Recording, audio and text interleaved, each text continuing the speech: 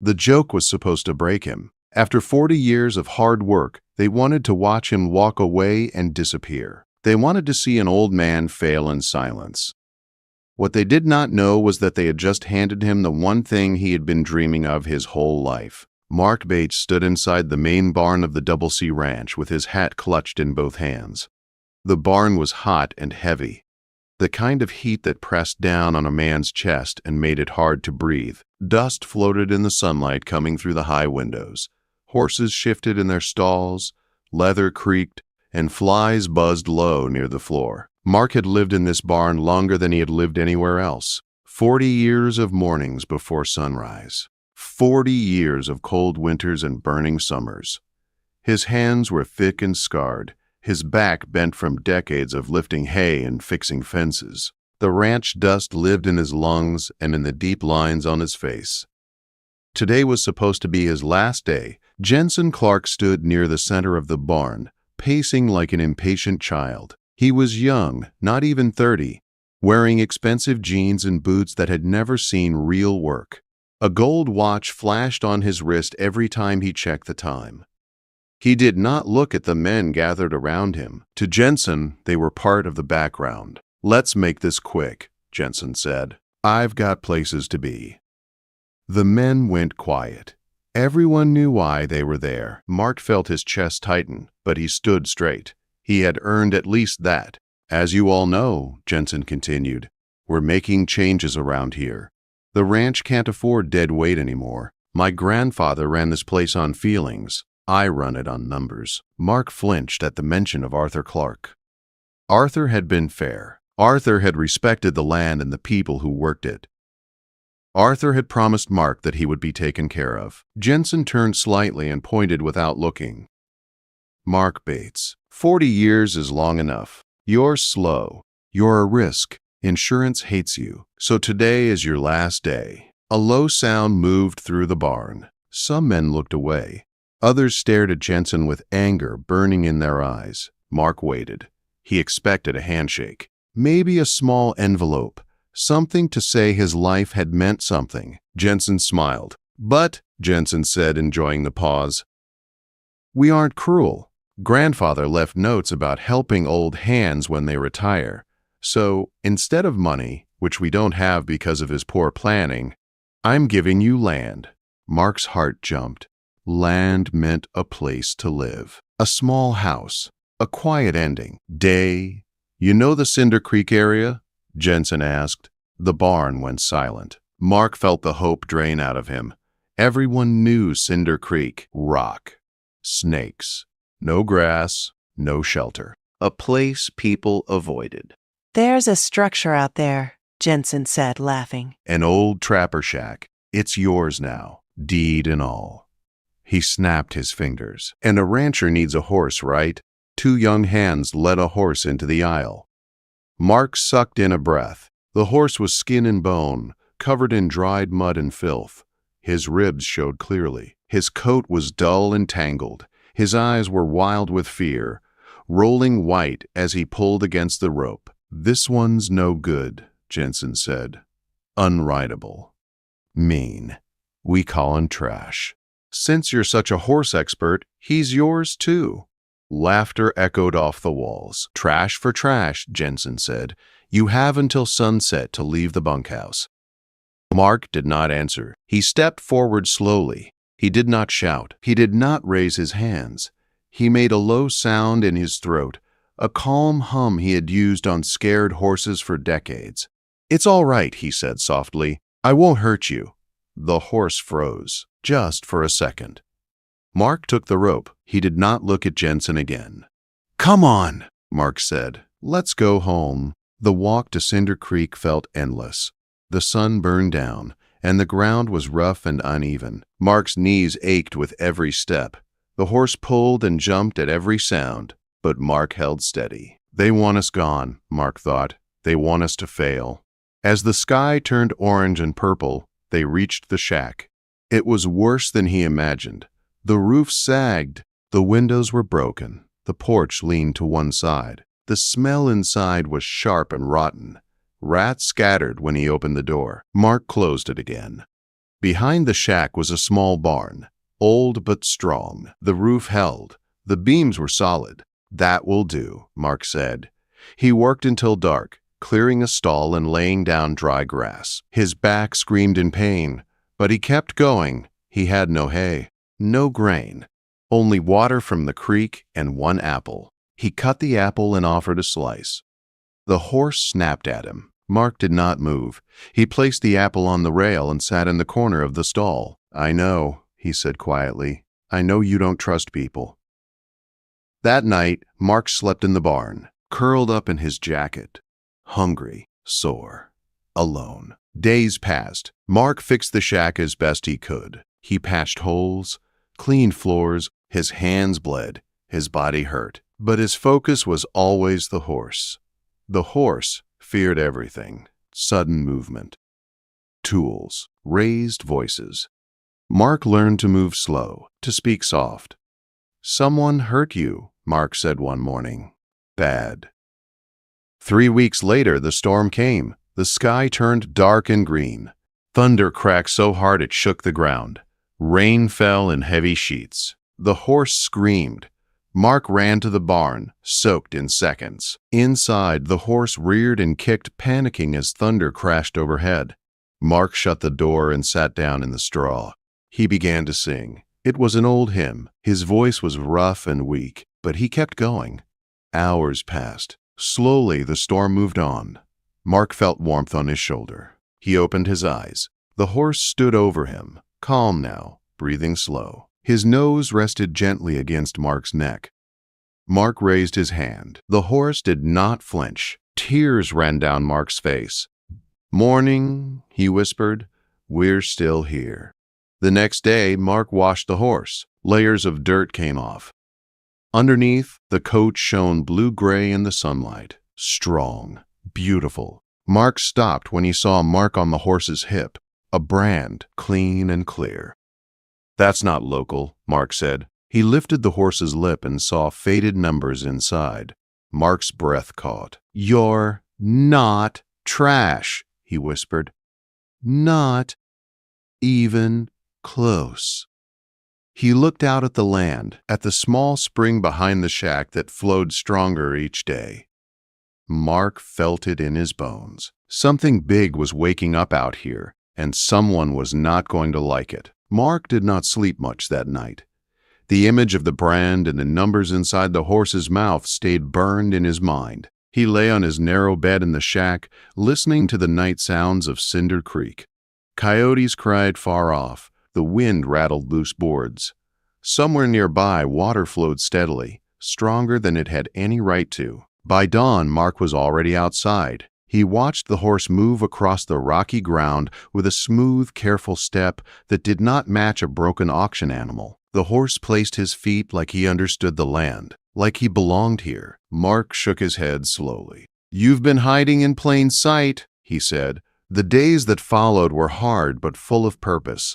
Mark sold the last things he owned that held value: an old saddle, a spare rifle, a silver belt buckle he had won in his 20s. With the money, he bought good hay and grain. He fed the horse before feeding himself. The change came fast. The ribs slowly disappeared. Muscle returned to the horse's neck and shoulders. The dull coat turned smooth and bright, shining blue-gray in the sun. The fear in his eyes softened into watchfulness. Mark named him Cinder, not because he was trash, but because cinders were what stayed after a fire, proof that something strong had burned there once. One afternoon, a dusty car pulled up near the shack. Mark straightened, wary. Visitors were rare. Martha Higgins stepped out, shielding her eyes from the sun. She was the town clerk, sharp-tongued and smart, with gray hair pulled back tight. "Well, I'll be," she said, looking around. "You actually survived." "Barely," Mark said with a small smile. She followed him to the paddock. When Cinder lifted his head and walked toward Mark, Martha stopped cold. "That's the horse?" she asked. Mark nodded. Martha let out a slow breath. "That is no trash horse." Mark showed her the brand and the tattoo he had sketched on paper. Her face changed. "I'll check this," she said. "And Mark, be careful. Before she left, she paused near the spring. "You know this water isn't normal," she said. "This land sits on something big." 2 days later, she came back fast, folder in hand. "Mark," she said, voice tight, "that horse was reported stolen 3 years ago. He's registered. High value. Very high." Mark felt his stomach drop. "And the land?" Martha continued, lowering her voice. "This property sits right over the main underground water source for the valley. The ranch wells are drying up, but this spring won't." Mark looked out toward the Double C Ranch in the distance. At that moment, a black truck appeared on the dirt road. Jensen Clark stepped out, smiling like a man who smelled money. "Well," Jensen said, eyes locked on Cinder. "Looks like you fixed my mistake. This is my land," Mark said calmly, "and my horse." Jensen laughed. Not for long. The trouble started the next morning. Mark woke to find his fence cut. The day after that, a deputy arrived with papers, a lawsuit, claims of fraud. Then Jensen blocked the road with heavy equipment, cutting Mark off from town. They were trying to starve him out. Mark saddled Cinder and rode to town instead. When he entered the feed store on horseback, every conversation stopped. People stared. Jensen stood near the counter, smug smile ready. "Race me," Mark said. The room went silent. "If you win," Mark continued, "you get it all back. If I win, you drop everything. You're on." The founders' race came fast.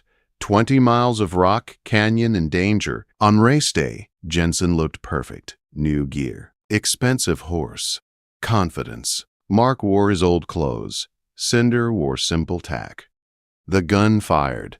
Jensen pushed hard. Mark held back. As the trail turned rough, Cinder came alive. He moved like the land itself. Rider after rider fell behind. Then they reached Deadman's Drop. Jensen's horse refused. Jensen panicked. He struck. The horse reared. Jensen fell. Mark did not hesitate.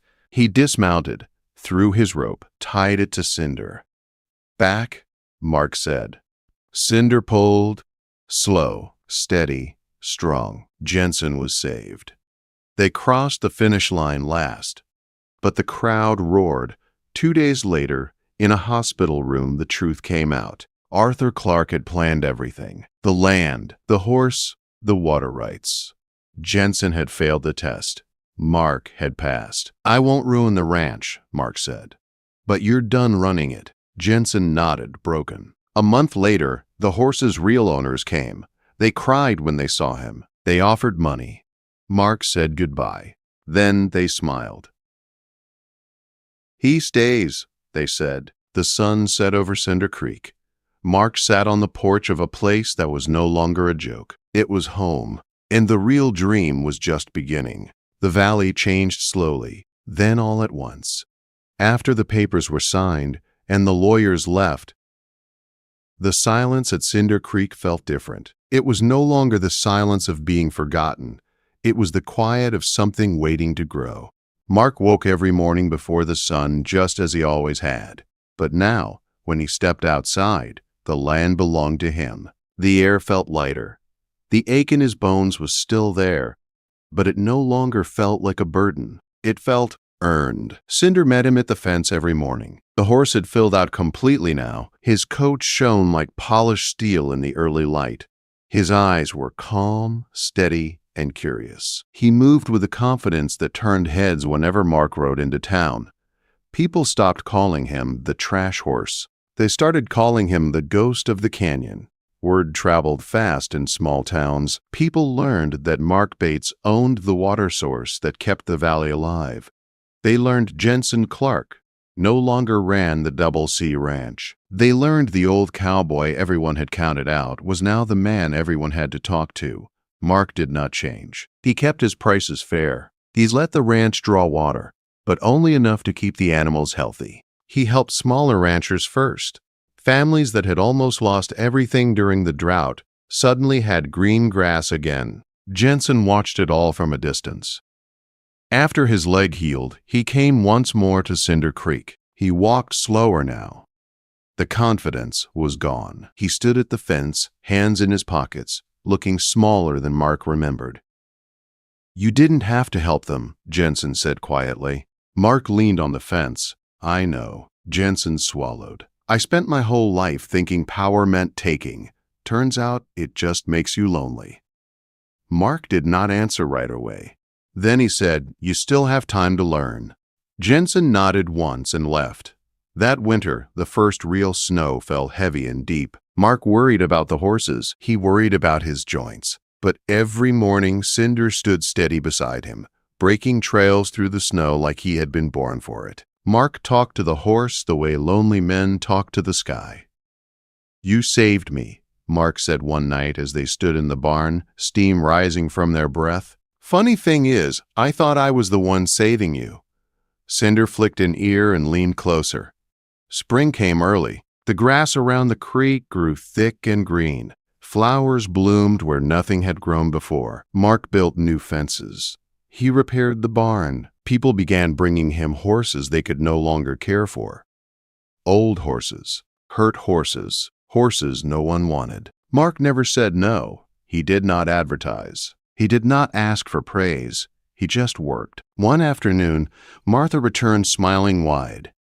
"You're going to need help," she said. "With what?" Mark asked. "With all this," she said, waving at the land, the horses, the life growing everywhere. Mark chuckled.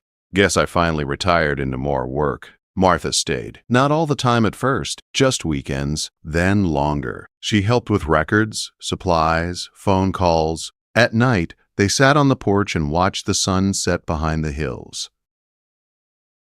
Neither rushed the silence. 2 years passed. The old shack was gone, replaced by a strong log house built with Mark's own hands and help from neighbors who never forgot what he had done for them. A wooden sign hung at the gate, "The Sanctuary, a place for second chances." Cinder stood watch over it all. He had become the heart of the place, calm, powerful, gentle with the broken horses. Foals followed him like shadows. Even the wild ones trusted him. One afternoon, a familiar silver trailer pulled in. The couple from Kentucky stepped out again, older now, smiling. They walked straight to Cinder. "He's happy," the woman said softly. Mark nodded. "He is." The man looked around the land. "So are you." They signed one final paper. Official ownership. No conditions left. As they drove away, Mark stood with his hand on Cinder's neck. "You're home," he said. The valley never forgot the race. People still talked about how Mark Bates had walked across the finish line instead of riding, how he chose a man's life over a trophy, how a so-called trash horse pulled a broken heir back from death. But Mark never told the story himself. He was too busy living it. On a quiet evening, Mark sat in his rocking chair, coffee warm in his hands. The sky burned orange and gold. Horses grazed peacefully. Cinder lifted his head and called out, a deep, strong sound that echoed across the land. Mark smiled. They had tried to humiliate him. They had tried to throw him away. Instead, they gave him everything he had ever wanted. Not money, not power. A place to belong, a purpose, and a partner who never gave up. The joke was never on him. It was on everyone who thought broken things could not become treasures again.